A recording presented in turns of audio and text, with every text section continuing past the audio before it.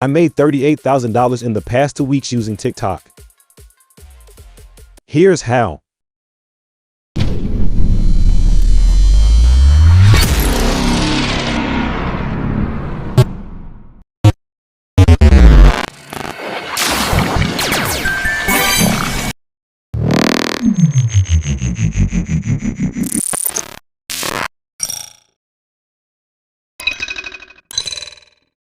I went on AliExpress and found this product right here.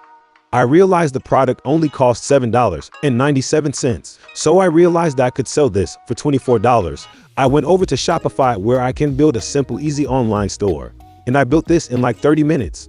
Very simple.